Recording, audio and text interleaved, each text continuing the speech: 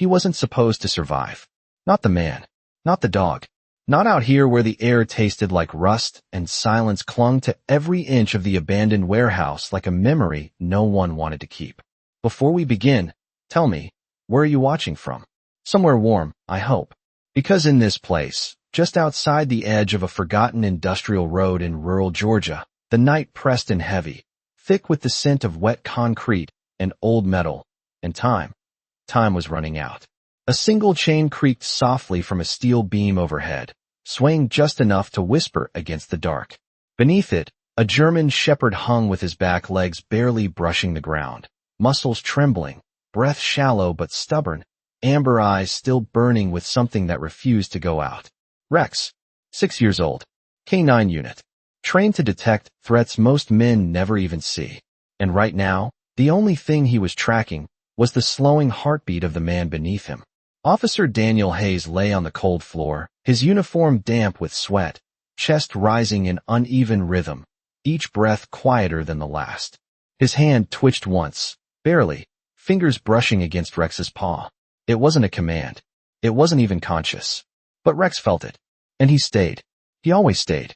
The overhead lights flickered, dim, unstable, casting long shadows that stretched and twisted across the cracked cement. Somewhere far off, a loose sheet of metal tapped in the wind, slow and hollow, like a clock no one had wound in years. 11 minutes. Maybe less. That's all the body can take before the world starts to fade at the edges. Rex didn't know the number, but he knew the feeling. He shifted, straining, lowering himself just enough to press one paw gently against Daniel's chest. Not force, not panic, just pressure. Steady, as if reminding the heart beneath it. Keep going. Stay here. Not yet. The dog's ears twitched at every sound, every shift of air, every distant echo. Waiting, listening, not for help, but for something, anything. Because sometimes, survival doesn't come from strength. It comes from refusing to let go. And somewhere, beyond the broken windows and the hollow wind, unseen by the eyes that had already turned away, someone was watching. Rex remembers the first time he heard Daniel laugh. Not the loud kind that fills a room, but the quiet kind that stays close, like it belongs to only two souls at once. Back when the sun was high over a training field in Quantico, and the air smelled of cut grass and gun oil, and summer heat rising off gravel in slow waves, Daniel had crouched down, one knee in the dirt, sleeves rolled, eyes softer than a man in uniform usually allows, and he held out his hand not as a command, but as an invitation, no leash pulled tight. No voice raised, just a simple, steady presence, and Rex, younger then, all paws and instinct and untamed energy, had circled once, cautious but curious, before stepping forward and pressing his nose into Daniel's palm, memorizing the scent that would become home, not because he was trained to, but because something in him chose it, and from that moment on, everything became shared. The early mornings when fog sat low over the grounds and boots crunched in rhythm beside paws. The long drives in silence where the hum of the engine and the occasional shift of Daniel's hand on the wheel were enough. The missions where words were few and trust carried the weight of every decision. Daniel never treated Rex like equipment, never like a tool. He spoke to him like a partner, like someone who understood without needing language. I have got you, he would say sometimes, low and certain, scratching behind Rex's ear in that exact spot that made the dog lean just slightly into him. And Rex learned the meaning not through words, but through consistency. Through the way Daniel never left him behind.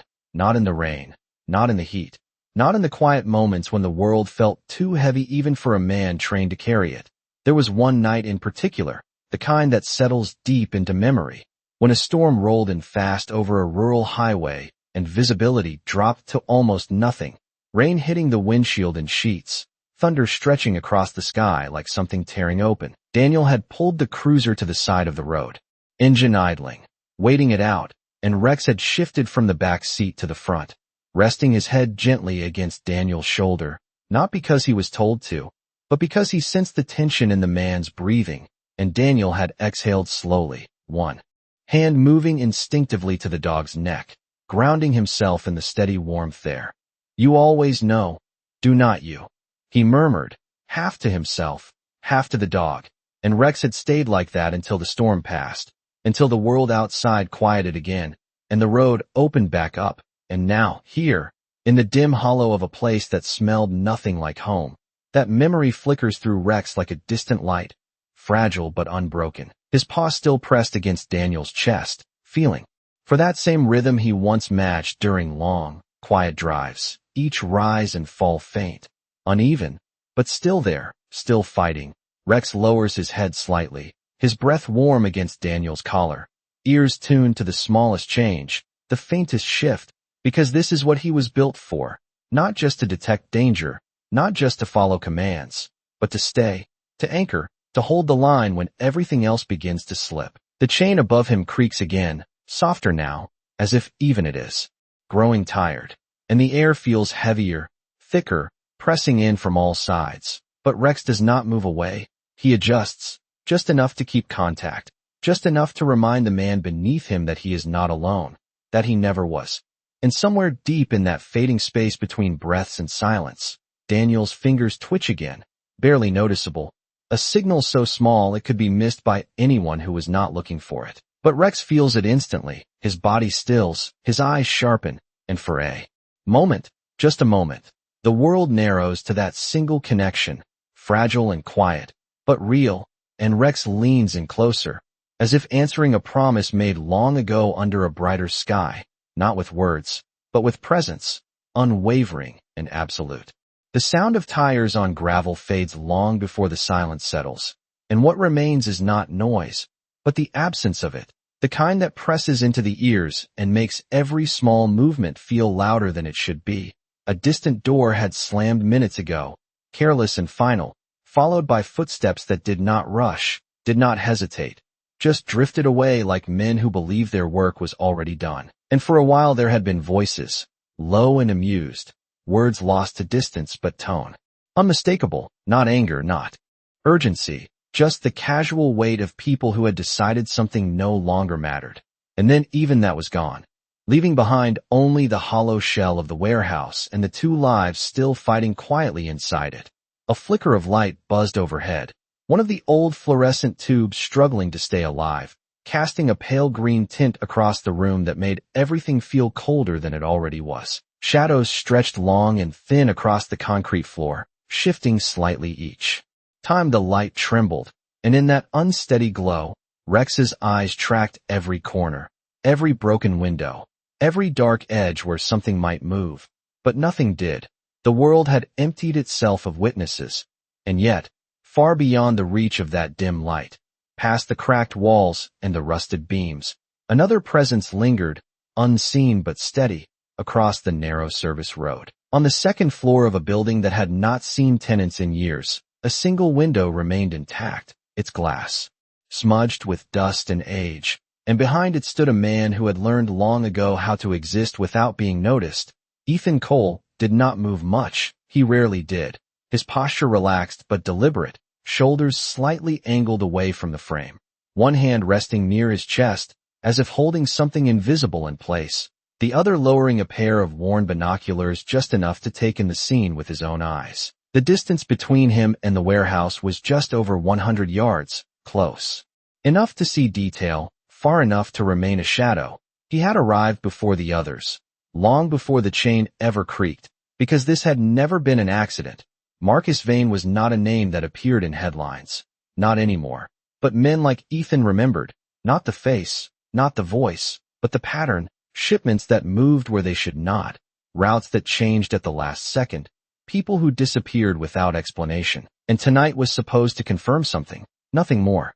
Just observation, just patience. That had been the plan, and for a long time, Ethan had followed it exactly, watching the vehicles arrive, counting the silhouettes as they stepped out, noting the rhythm of their movements, the way they carried themselves, relaxed but alert, like men who had done this often enough to believe it was routine. He had seen Daniel, too, though not clearly at first, just a figure out of place, moving with purpose instead of caution. And then the dog. The moment the German shepherd entered the frame, everything shifted, not outwardly, not in a way anyone else would notice, but inside Ethan, something tightened, something old and buried that had nothing to do with the mission and everything to do with memory. He told himself to stay still, to let it play out, to gather what he came for and leave. That was the rule, the one that had kept him alive when others did not make it back. Do not interfere unless there is no other choice. And for a while, it had looked like there might be another choice, until there was not. Now the warehouse stood quiet again, the men gone, the evidence of their presence reduced to echoes and absence. And in the center of it all, a dog that refused to step away from a man who was slipping further with each passing second. Ethan raised the binoculars again, slower this time, more deliberate, the lenses finding Rex first, the tension in the animal's body unmistakable even at a distance. Then shifting down to Daniel, the shallow rise and fall that spoke of time running thin. Ethan exhaled once, steady, controlled, but it did not carry the same emptiness it had before, because now there was a question pressing in, quiet but persistent, not about the target, not about the mission, but about the line he had drawn for himself years ago, and whether it still held. And for the first time since he stepped into that building, Ethan Cole did not look like a man observing. He looked like a man remembering something he had tried very hard to forget.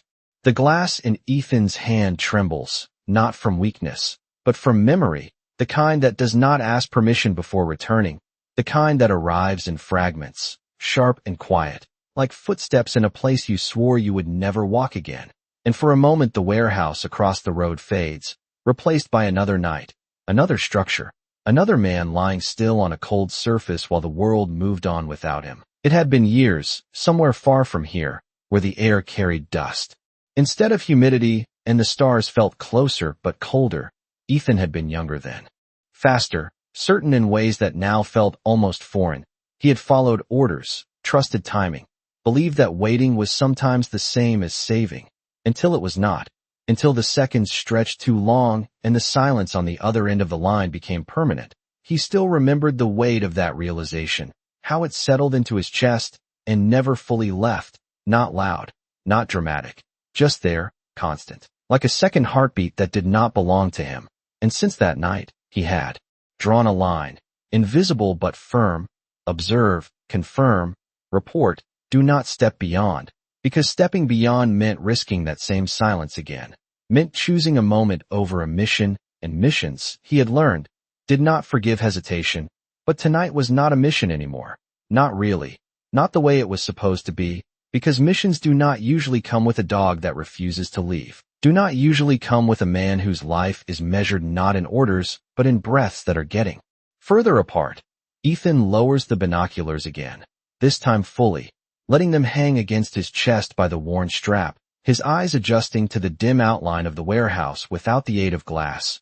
He studies the distance, the angles, the broken side entrance partially hidden by a stack of old pallets, the rusted door on the east wall that hangs slightly ajar, details he had catalogued earlier without thinking. Now returning with purpose, his breathing remains steady, but something in it has shifted, less detached, more present, as if the space between him and the scene has narrowed in a way that cannot be measured in yards. He turns slightly, stepping back from the window, and for a second he stands there in the shadow, unmoving, the decision not announced, not spoken, just forming in the quiet space where instinct and memory overlap.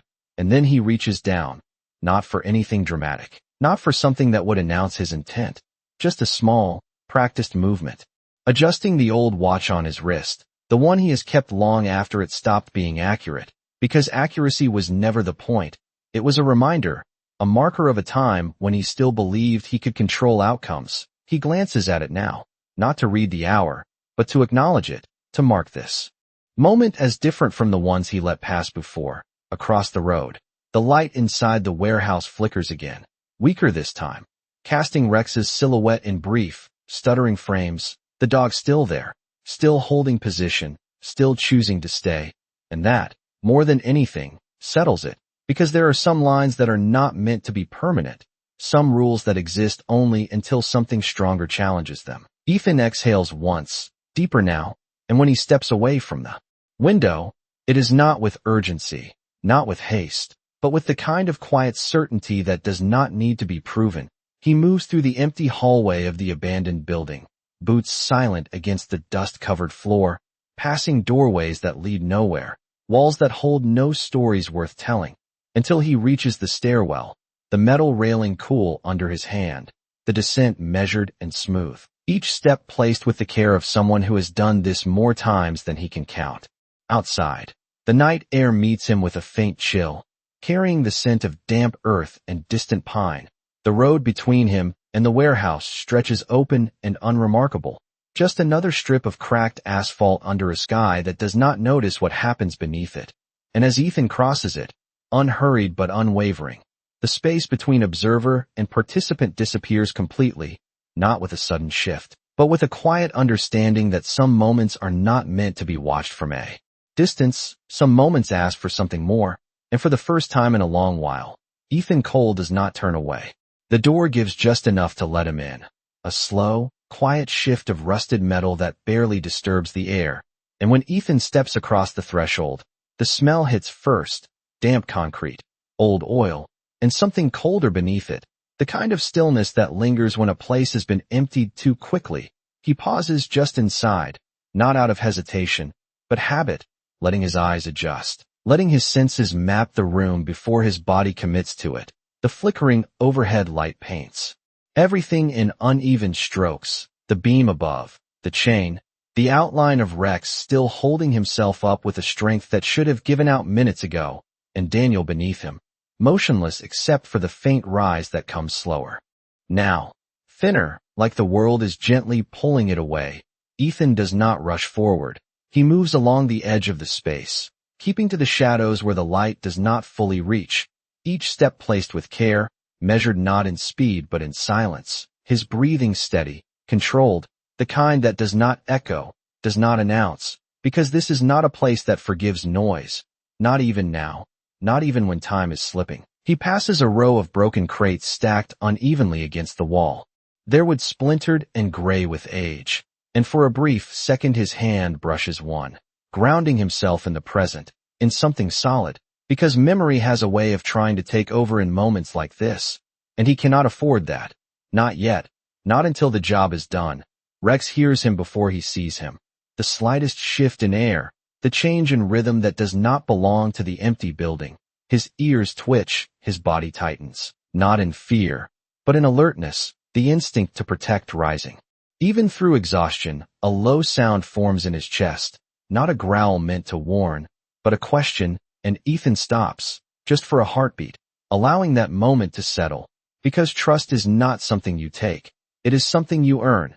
Even now, even here, he lowers himself slightly, just enough to bring his presence closer to the ground, less threatening, more familiar, and his voice, when it comes, is quiet, steady, the kind that carries without force.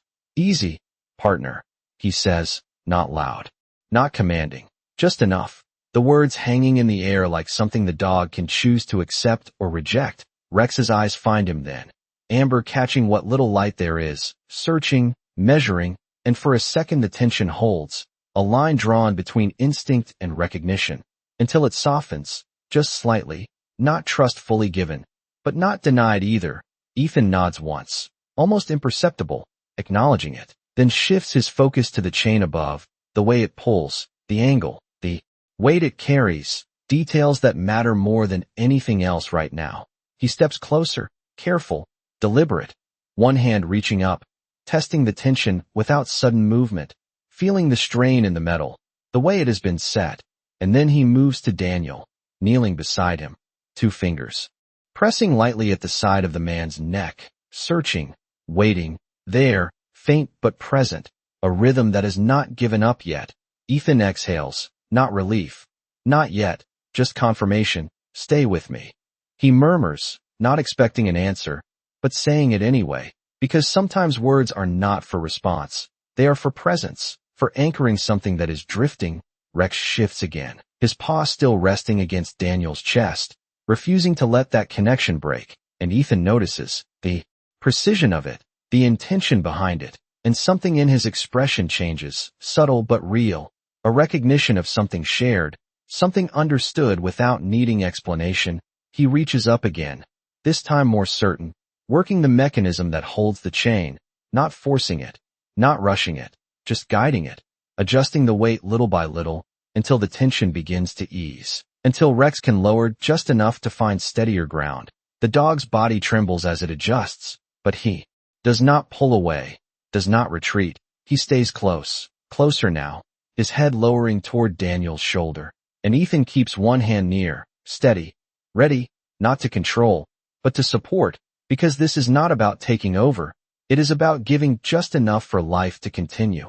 And in that quiet, measured moment, the space that once held only absence begins, slowly, to hold something else, something fragile, something that might still be enough.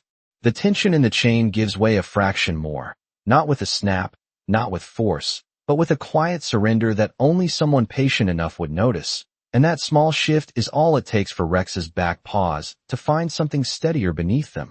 The tremor in his legs still there, but no longer the kind that signals the end.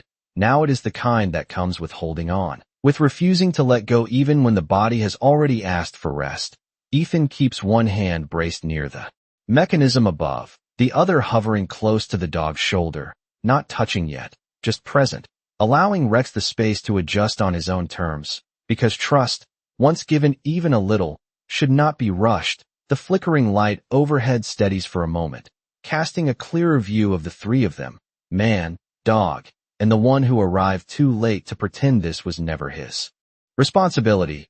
Ethan lowers himself further now, one knee pressing into the cold concrete as he shifts his attention fully to Daniel, his fingers returning to the pulse at the neck, feeling for that fragile rhythm that still lingers, slower now, but not gone, never gone. And that matters, that changes everything. He reaches into the inside pocket of his jacket, not hurried, not frantic, just practiced, pulling out a small folded cloth and pressing it gently beneath Daniel's head, lifting it just enough to ease the angle, to open the airway, small adjustments that do not look like much to anyone watching. But to someone who understands, they are the difference between fading and fighting. Rex watches every movement, his eyes tracking Ethan's hands, his ears still alert, but the low tension in his body has shifted, no longer defensive. Now it is focused, aligned, as if the presence of this stranger has become part of the same purpose. Ethan glances at him briefly, just a second, but in that second there is acknowledgement, a silent agreement that does not need words. He is still here. Ethan says quietly, not to reassure the dog, but because saying it out loud makes it real, anchors it in the air between them. Rex's ears flick at the sound, and he leans in closer to Daniel, his nose brushing against the man's collar, checking, confirming, staying, always staying. Ethan shifts his weight, reaching again toward the chain, working it further, easing the last of the tension, until Rex can fully settle onto all fours. The dog's legs buckle slightly at first, exhaustion catching up in waves, but he does not collapse. He steadies himself, pressing his side against Daniel's shoulder, maintaining contact, maintaining purpose. Ethan nods once, almost to himself, then turns his attention outward for the first time since entering, his eyes scanning the warehouse, not in panic, not in urgency, but in quiet calculation, noting the exits, the broken windows, the path back to the road, because what happens next matters just as much as what has already been done. He listens, the night outside still holding its breath, no returning footsteps, no engines, just the distant hum of wind moving through empty spaces. And that gives him a narrow window, not much, but enough. He reaches down, placing one hand gently against Daniel's shoulder, firm but careful. Stay with me, he says again, voice low, steady, the kind that does not demand, only invites. And for a moment nothing changes, the silence stretching just long enough to feel heavy, until Daniel's chest rises a little deeper than before, not strong, not steady yet, but different, a shift, small but undeniable, and Ethan sees it, feels it beneath his hand. Rex feels it too, his body responding instantly, a soft sound escaping him, not loud, not sharp, just a quiet release of something that had been held too tight for too long. Ethan exhales slowly, the first real breath he has taken since stepping inside. Not relief, not victory, just recognition that the line between losing and holding has not been crossed yet. And as he looks at the man and the dog beside him, he understands something he had almost forgotten, that sometimes survival is not about strength or timing or even skill. Sometimes it is about presence, about choosing to stay when leaving would be easier. And in that moment, in the dim, flickering light of a place that had almost taken everything. 3 lives settle into the same quiet rhythm, fragile, uncertain, but still moving forward together. The rhythm returns slowly, not in a rush, not in a surge, but in quiet increments that only those close enough can feel. Daniel's breathing finding a fragile pattern, uneven but no longer slipping away, and Ethan stays where he is for a moment longer, hand steady against the man's shoulder, as if confirming that this small recovery is real, not imagined. The flickering light above hums again, softer now, casting a pale glow that seems less harsh than before, or maybe it is simply that the moment has shifted, the edge of it no longer as sharp. Rex lowers himself carefully beside Daniel, his body still trembling from exhaustion, but his posture relaxed in a way it had not been minutes ago, his head resting gently against the man's chest, ears still alert, but no longer rigid, listening not for danger now, but for that steady, growing rhythm beneath him. Ethan watches them both, not with urgency, but with a kind of quiet assessment, the kind that measures what comes next rather than what has already passed. He knows they cannot stay here, not for long. The stillness outside is temporary, and places like this have a way of filling. Again when least expected, he shifts his weight and rises smoothly, scanning the warehouse once more, mapping the quickest path out. The side entrance he noted earlier still partially open, leading to the narrow strip of gravel that connects to the road. From there, it is less than a quarter mile to where he left his truck, parked out of sight beneath a line of overgrown pines, close enough to reach, far enough to remain unnoticed. He steps back toward Daniel and kneels again, this time, positioning his hands with more intent, one supporting the shoulder, the other steady at the back, preparing to move him without causing strain. "All right," he murmurs, voice low and even, not to command, but to signal, to set a rhythm for what comes next. Rex lifts his head immediately, eyes locking onto Ethan's face, searching, reading, and for a second there is hesitation. A question of whether this new movement means separation, but Ethan meets that gaze without breaking it, calm, grounded, offering the same quiet certainty he carried when he first spoke, and something in that exchange settles the doubt. Rex rises slowly, muscles protesting but holding, staying close, adjusting his position so he remains within reach of Daniel, never letting the connection fully break. Ethan moves with care, lifting Daniel just enough to shift his weight, not rushing, not forcing, each movement deliberate, measured, because haste would undo what little progress they have gained. The man's head tilts slightly as he is repositioned, a faint sound escaping him, not words, not yet, but something closer to awareness than before, and Ethan pauses just long enough to let that moment pass, to let the body adjust, before continuing. "Stay with me," he repeats, softer now, almost a whisper, not for response, but for presence. Rex steps closer, pressing his side lightly against Daniel's leg as it moves, anchoring him, grounding him in the same way he had done in the cruiser, in the storm, in every moment that mattered. The warehouse seems to hold its breath again as they begin to move, the small sounds of fabric shifting, of boots against concrete, of quiet effort replacing the earlier silence. Ethan guides Daniel toward the side of the room, step by step, not fast, but forward, always forward, Rex matching each movement, adjusting instinctively, never ahead, never behind, always where he needs to be. And as they near the open door, the night air slips in, cooler, carrying the scent of earth and distance, a reminder that the world outside still exists, still waiting. Ethan pauses at the threshold, listening once more, the road beyond empty, the darkness undisturbed, and then he steps through, leading them out of the place that almost held them for good, not with triumph, not with noise, but with the same quiet resolve that brought him here, because some victories do not announce themselves, they simply continue, one step at a time, into whatever comes next.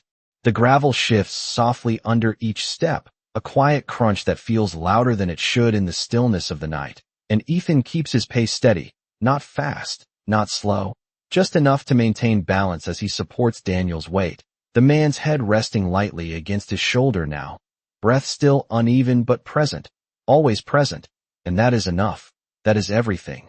Rex moves beside them with a careful determination, his gait slightly uneven at first, muscles still recovering, But his focus never wavers, his body staying close to Daniel's side, brushing against him every few steps, as if confirming that he is still there, still real, still worth following forward. The road stretches ahead in a narrow line of cracked asphalt, framed by overgrown weeds and silent trees that sway faintly in the distant breeze. And somewhere far off, a single car passes on a highway they cannot see, its low hum fading quickly into the night, a reminder that the world continues. Indifferent to what almost happened just a few hundred yards away, Ethan glances once over his shoulder, not out of fear, but out of habit. The warehouse now just a dark shape against darker sky. No movement, no sound, nothing to suggest the lives that nearly ended inside it.